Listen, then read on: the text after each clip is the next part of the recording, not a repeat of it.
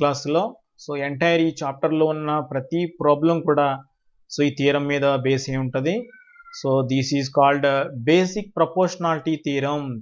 So దీన్ని ఎవరు కనుగొన్నారంటే Thales అనే ఒక సైంటిస్ట్, దీన్ని మ్యాథమెటిషియన్. సో దీన్ని ప్రూఫ్ ఇవ్వటంతో దీనికి థేల్స్ థియరం అని కూడా అంటారన్నమాట. తెలుగులో ప్రాథమిక అనుపాత సిద్ధాంతం, చాలా ఇంపార్టెంట్ అన్నమాట ఈ చాప్టర్కి, ఈ బ్యాక్ బోన్ లాంటిది థియరము. ఓకే, దీన్నే షార్ట్ కట్లో ఏమంటారంటే బీపీటీ అంటారు. BPT, basic proportionality theorem. So ఎగ్జామినేషన్లో state and prove basic proportionality theorem అని ఇస్తాడు. సో ఎగ్జామినేషన్లో state and prove basic proportionality theorem అంటే మనం ఏం చేయాలంటే స్టేట్మెంట్ మనం రాసుకోవాలి, ప్రూఫ్ కూడా మనమే చేయాలి.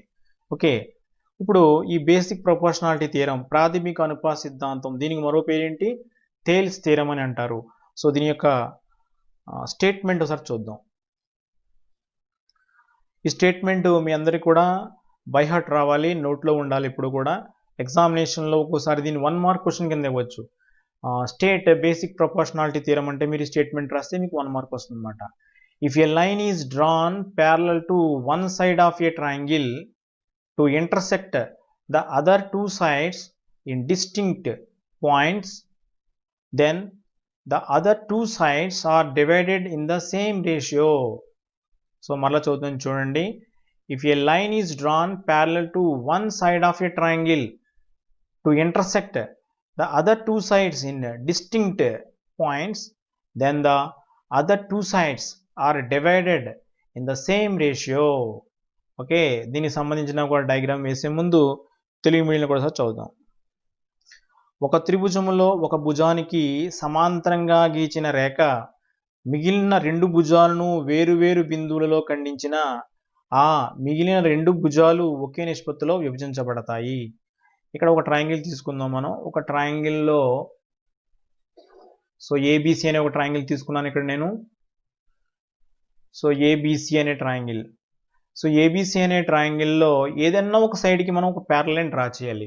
If A line is drawn parallel to one side of a triangle, అంటే సపోజ్ ఇక్కడి నుంచి ఇలా డ్రా చేశాను అనుకోండి, బీసీకి ప్యారలల్ అవుతుంది. ఇక్కడి నుంచి ఇలా డ్రా చేశాను అనుకోండి, ఏసీకి ప్యారలల్ అవుతుంది. ఇక్కడి నుంచి ఇలా డ్రా చేశాను అనుకోండి, ఏబీకి ప్యారలల్ అవుతుంది. సో ఏ సైడ్ కన్నా మనం ఒక ప్యారలల్ లైన్ డ్రా చేసుకోవాలి. సో మనకి ఇలా హారిజంటల్గా మనం ఉన్నాం కాబట్టి ఒక హారిజంటల్గా డ్రా చేద్దాం మనం. సో ఇక్కడి నుంచి ఇక్కడ ఒక ప్యారలల్ లైన్ డ్రా చేశాను అంటే ఈ ప్యారలల్ లైన్ సపోజ్ నేను డిఈ అనుకున్నాను. Okay, so DE is parallel to BC. మీ అందరికీ తెలుసు ప్యారలల్ అంటే ఏంటి, the perpendicular distance between 2 lines are equal. These are called parallel lines. Okay, ఇప్పుడు ఈ 2 lines కూడా మనకి ఏంటంటే ప్యారలల్ లైన్స్, సమాంతర రేఖలు అన్నమాట. డిఈ అనేది బీసీకి సమాంతరంగా ఉంది. DE parallel to BC. Okay, సమాంతర రేఖ గీచాం చూడండి. If A line is drawn parallel to one side of a triangle, so DE is parallel to BC ఈ విధంగా డ్రా చేస్తాం మనం.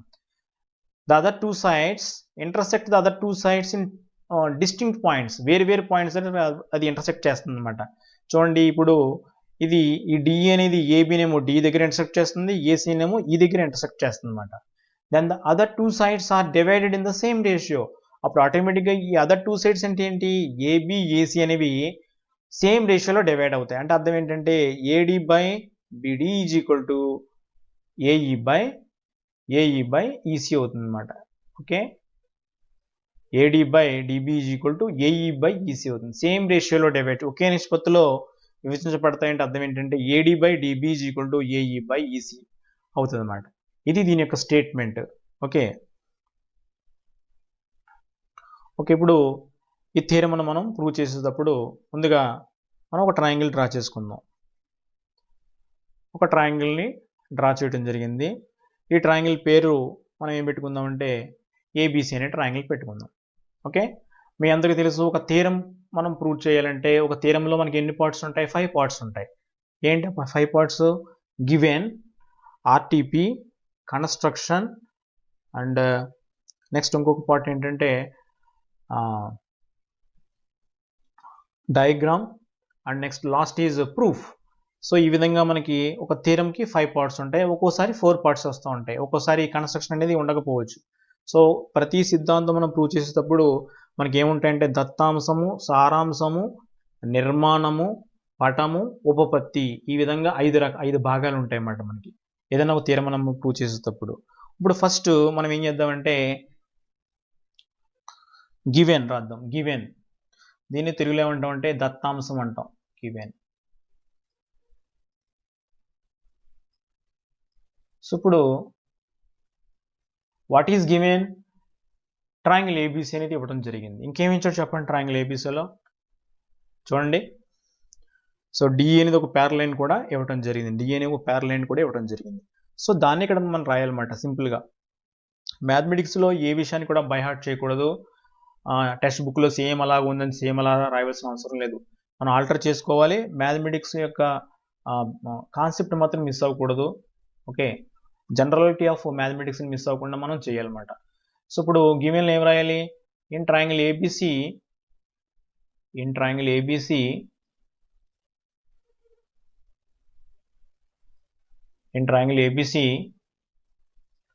DE parallel to BC. Telugu మీడియంలో ట్రయాంగిల్ ఏబీసీలో డిఈ ప్యారలల్ టు బీసీ అని రాస్తాం. So this is given. Simple మాట, ఎందుకంటే ఎక్కువ రాయాల్సిన అవసరం లేదు. గివెన్ తర్వాత మనం ఏం రాయాలి? ఆర్టీపీ. మనం ఏం ప్రూవ్ చేయాలి? RTP, required to prove RTP. ఇది దీని తెలుగులో దత్తాంశం అంటాం, దీన్ని సారాంశం అంటాం. సారాంశం తెలుగు మీడియంలో అయితే దీన్ని సారాంశం అని రాసుకోవాలి. సారాంశం. సో మనం ఏం ప్రూవ్ చేయాలి ఇప్పుడు ఇందులో? ఒక త్రిభుజంలో ఒక భుజమునకు సమాంతర రేఖ ఇచ్చిన అది మిగిలిన 2 భుజాలను ఒకే నిష్పత్తిలో విభజిస్తుంది. In a triangle, if a line drawn parallel to one side, then the line divides the remaining 2 sides in the same ratio. So దీని ప్రకారం మనం ఏం రాయాలి చెప్పండి? RTP AD by DB is equal to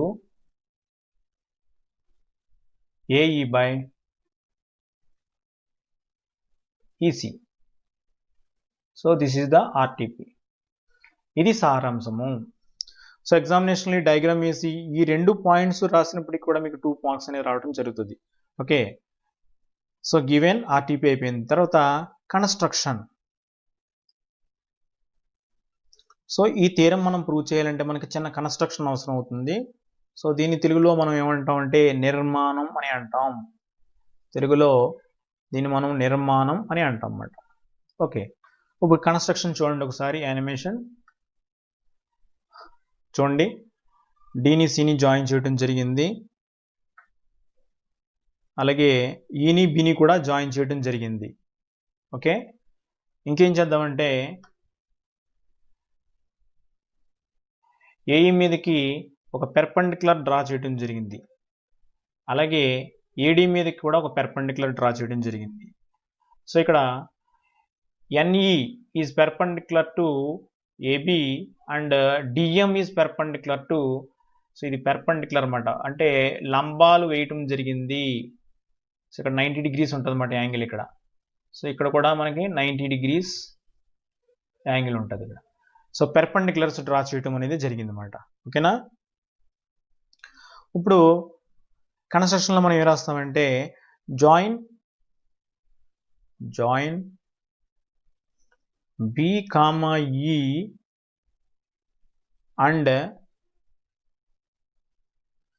D, C. Also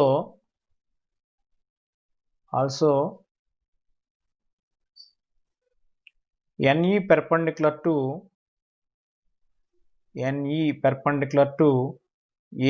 AD అని రాసినా పర్లేదు, AB రాసినా పర్లేదు. And DM perpendicular to AE. So this is the construction అన్నమాట. తెలుగు మీడియం చూసినట్లయితే B, Eలను మరియు D, Cలను కలిపి తిని అని రాసి సేమ్ ఇదే point. NE perpendicular to, perpendicular అంటే లంబంగా ఉన్నాయన్నమాట, అంటే ఇక్కడ పెర్పెండిక్యులర్ డ్రా చేసాం అన్నమాట. ఓకే, ఇది కన్స్ట్రక్షన్ అయిపోయిన తర్వాత మనం ప్రూఫ్లోకి వెళ్తాం. ప్రూఫ్ తెలుగు మీడియం దీనిలో ఏం రాస్తాం? ఉపపత్తి అని రాస్తాం. ఉపపత్తి తెలుగు మీడియంలో ఉపపత్తి అని రాస్తాం దీన్ని. ఇప్పుడు ప్రూఫ్ చాలా సింపుల్ అన్నమాట, ఇది చాలా సింపుల్ ప్రూఫ్. సో ఫస్ట్ నేను ఏం చేస్తున్నానంటే ఏరియా ఆఫ్ ట్రయాంగిల్, ఏఆర్ అంటే మనం ఏరియా అని చదవాలి, అంటే వైశాల్యం అని అర్థం అన్నమాట. ఏఆర్ అంటే వైశాల్యం అని అర్థము. ఏఆర్ అంటే షార్ట్ కట్ ఆఫ్ ఏరియా అన్నమాట. ఏరియా ఆఫ్ ట్రయాంగిల్ ఏడిఈని ఫైండ్ అవుట్ చేస్తున్నాను. సో ఏడిఈ త్రిభుజం యొక్క వైశాల్యం ఫైండ్ అవుట్ చేస్తాను. మనకు తెలుసు ఏరియా ఆఫ్ ట్రయాంగిల్ ఫార్ములా చిన్నప్పటి నుంచి నేర్చుకుంటున్నాం, of base into height. Okay, ఇప్పుడు మీ అందరికి తెలుసు ట్రయాంగిల్లో దేన్నైనా సరే మనం బేస్ కింద తీసుకోవచ్చు. ఇప్పుడు ఈ ఏడిఈ ట్రయాంగిల్లో నేను ఏడీని బేస్గా తీసుకుంటున్నాను, దీని యొక్క హైట్ని ఎన్ఈ అనుకుంటున్నాను. ఓకే, సో దాని ప్రకారం ఏమవుతుంది చెప్పండి. ఇందువల్ల ఎన్ఈ హైట్ అవుతుంది perpendicular. So this is called the altitude, the line segment joining the vertex of its opposite side and perpendicular to the side is known as altitude మాట. Okay, so దీన్ని altitude అంటాం, దీన్ని height అని కూడా అంటాం. ఇలా vertex నుంచి ఇలా ఈ ఆపోజిట్ సైడ్కి డ్రా చేసిన ఈ పెర్పెండిక్యులర్ని మనం ఆల్టిట్యూడ్ ఆర్ హైట్ అని అంటాం అన్నమాట. సో ఒక ట్రయాంగిల్లో వెర్టెక్స్ నుంచి ఒక త్రిభుజంలో శీర్షం నుండి ఎదురు భుజాన్ని గీచిన లంబాన్ని మనం ఏమంటాం అంటే ఎత్తు అంటాం. కాబట్టి ఇది ఎన్ఈ అనేది మనకి ఎత్తు అవుతుంది. కాబట్టి ఏరియా ఆఫ్ ట్రయాంగిల్ ఏడి ఏమవుతుందంటే ఆఫ్ బేస్ ఇంటూ హైట్. కాబట్టి ఆఫ్ ఇంటూ ఇక్కడ బేస్ అంటే ఏడి తీసుకుంటున్నాను నేను, హైట్ అంటే హైట్ని ఎన్ఈగా తీసుకుంటున్నాను. ఓకే, నెక్స్ట్ ఇప్పుడు ఈ ట్రయాంగిల్ ఏరియా ఫైండ్ అవుట్ చేశాను. ఇప్పుడు నేను ఏం చేస్తున్నానంటే డిబిఈ ఒక ఏరియా ఫైండ్ అవుట్ చేస్తున్నాను. DBE triangle area, area of triangle DBE, area of triangle DBE. So area of triangle DBE is equal to, మీరందరూ కూడా బాగా గుర్తుపెట్టుకోండి, మనకి ఒక ట్రయాంగిల్ తీసుకున్నట్లయితే ఒక ట్రయాంగిల్ ఎక్యూట్ యాంగిల్ ట్రయాంగిల్ అల్పకోణ త్రిభుజం అయితే మనకి హైట్ అనేది ట్రయాంగిల్ లోపల ఉంటుంది. అదేవిధంగా రైట్ యాంగిల్ ట్రయాంగిల్ లంబకోణ త్రిభుజం తీసుకున్నట్లయితే ఈ లంబకోణాన్ని కలిగి ఉన్న భుజాలలో ఏదన్నా సరే మనం హైట్గా తీసుకోవచ్చు. అలాగే ఒక ట్రయాంగిల్ కనుక అబ్ట్యూస్ యాంగిల్ ట్రయాంగిల్ అధిక కోణ త్రిభుజం అయిందనుకోండి, ఒక త్రిభుజం కనుక అధిక కోణ త్రిభుజం అయిందనుకోండి, దీని యొక్క హైట్ అనేది ఇలా బయట అవుట్ సైడ్ వస్తుంది అన్నమాట. సో ఇది హైట్ దీనికి అవుట్ సైడ్ వచ్చింది. దీన్ని ఎక్స్టెండ్ చేసుకున్నట్లయితే దీని హైట్ మనకి అవుట్ సైడ్ కనిపిస్తుంది. ఓకే,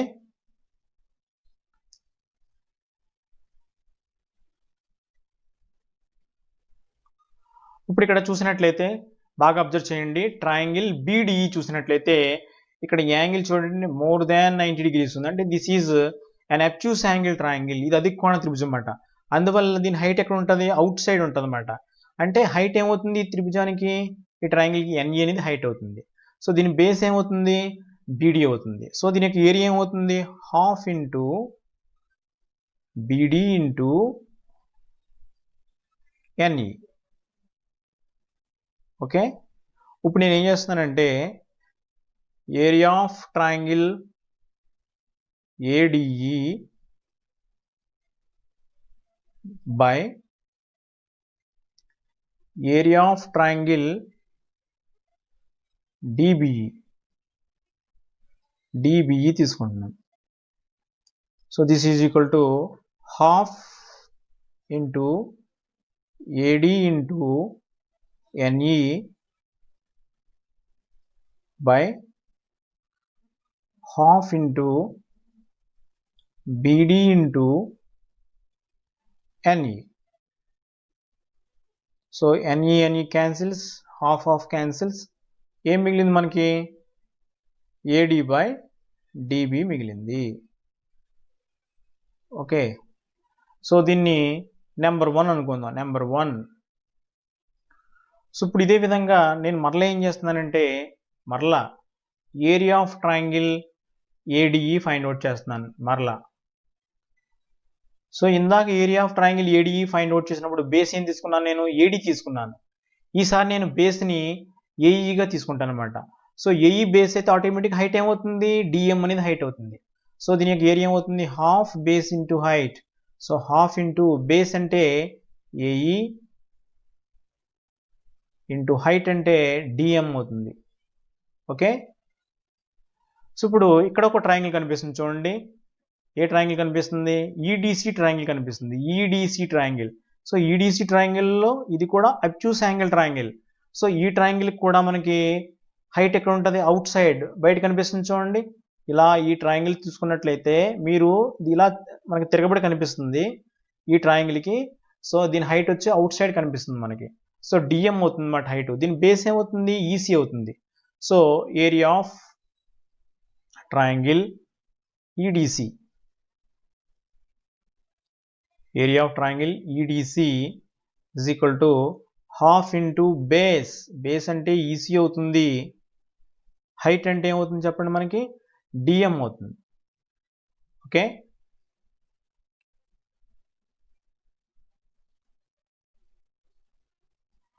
ఇప్పుడు నేను ఏం చేస్తానంటే ఇందాకలాగే area of triangle ADE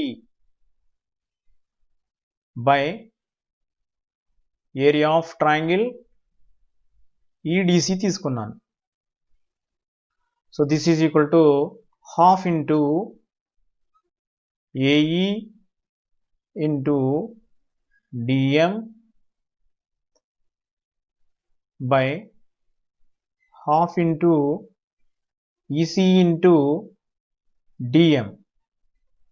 So here DM cancel, half cancel. So this is equal to AE by EC అవుతుంది.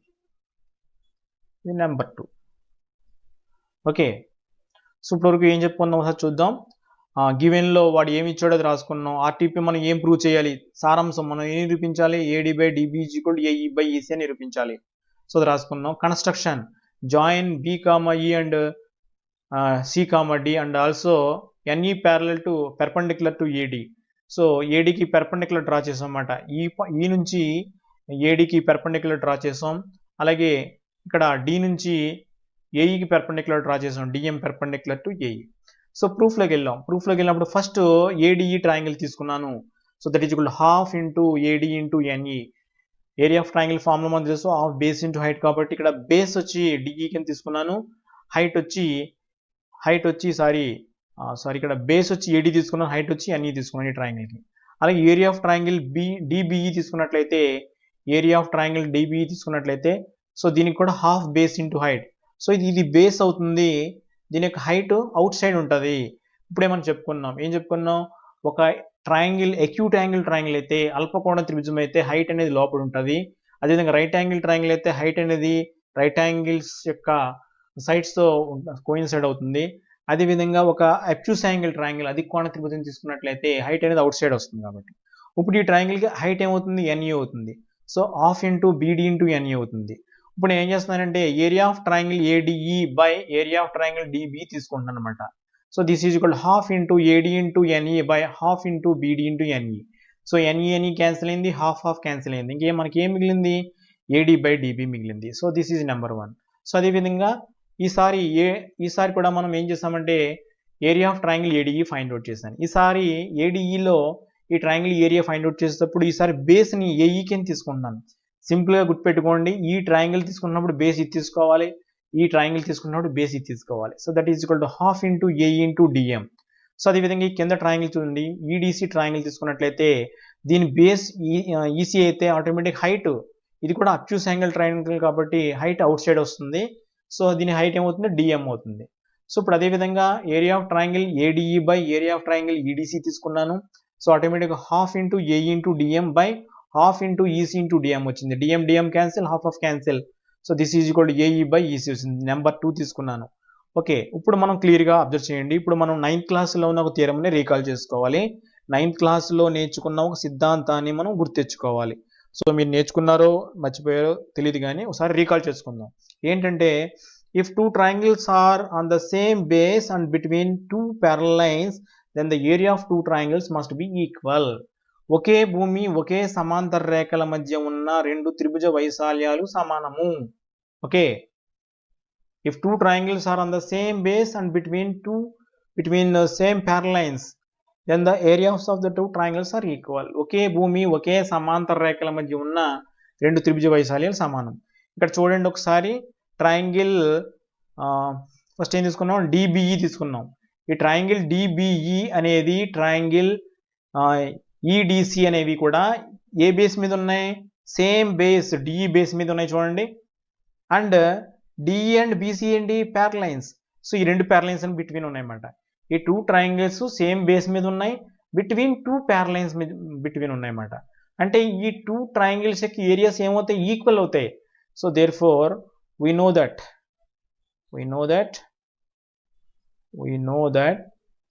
area of triangle DBE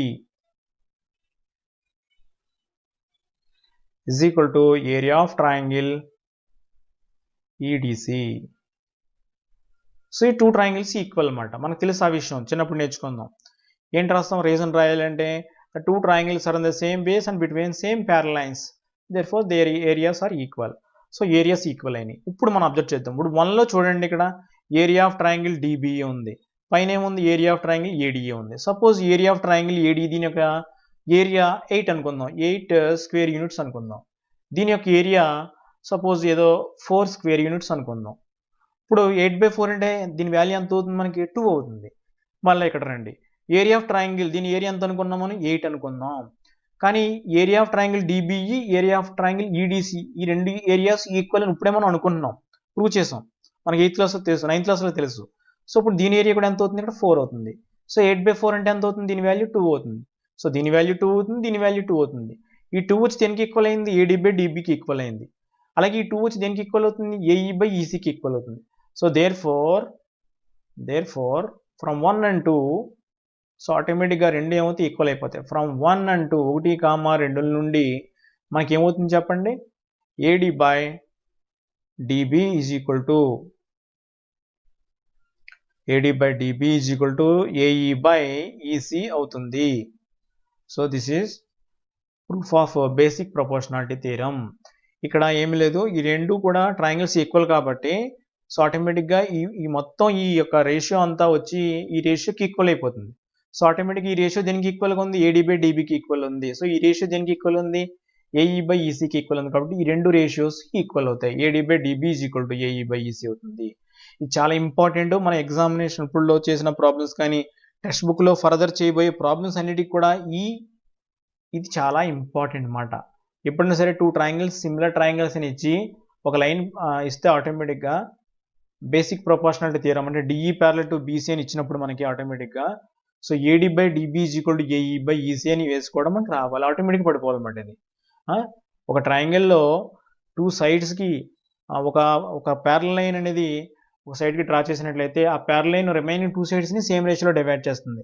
so ఆటోమేటిక్గా మనకి ఈ స్టెప్ వేసుకోవడం రావాలి, మనం అన్ని ప్రాబ్లమ్స్ చాలా ఈజీగా చేయగలుగుతాం అన్నమాట. This is basic proportionality theorem. చాలా ఇంపార్టెంట్ థియరం, ఎగ్జామినేషన్లో గ్యారంటీగా వచ్చే క్వశ్చన్. ఈ థియరం ఏంటంటే ఫర్దర్ ప్రాబ్లమ్స్ అన్నీ కూడా ఈ థియరం మీద డిపెండ్ అయి ఉంటాయి అన్నమాట. ఓకే, సో డియర్ స్టూడెంట్స్, ఈరోజుతో ఈ క్లాస్ ఇక్కడతో కంప్లీట్ అయింది. సిమిలర్ ట్రయాంగిల్స్ పార్ట్ 1 కంప్లీట్ అయింది. సో అందరూ కూడా డిస్క్రిప్షన్లో ఇచ్చిన ఆన్లైన్ టెస్ట్ని అటెంప్ట్ చేయండి. సో ఈ టెస్ట్కు సంబంధించిన అనాలిసిస్ రేపు క్లాస్ స్టార్టింగ్లో ఉంటుంది. Okay, thank you very much.